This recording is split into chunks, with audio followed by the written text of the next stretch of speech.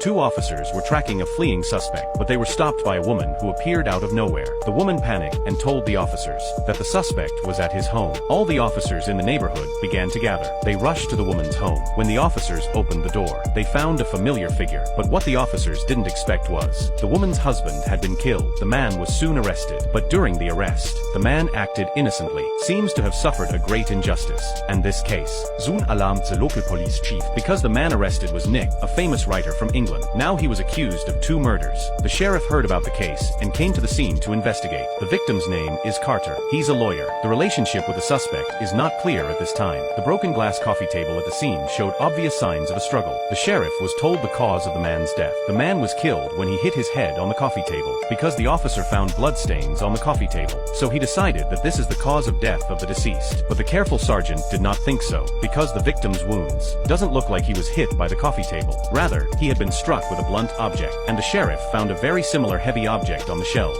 That could be the murder weapon. At this point, the sheriff made a quick glance.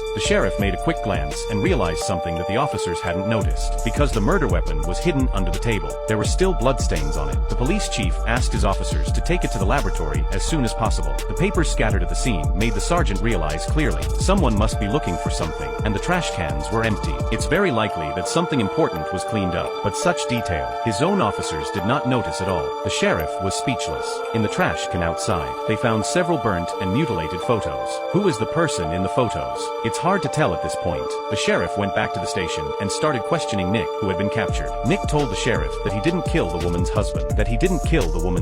He claimed that when he returned to the hotel, when he got back to the hotel, he found his wife dead in a pool of blood. Nick's first choice was to call the police. The police investigated the scene, and Nick was to be taken to the police station to make a statement. But the sheriff's subordinate, Sango, was confident that this kind of wife murder is 100% surely done by the husband. This kind of person is usually brought to the police station. They'll be forced to confess under torture. The way he was beaten into submission, Nick couldn't help but feel scared. So he pretended to go to the restroom to escape. The original movie is even better. We recommend you to watch it yourself.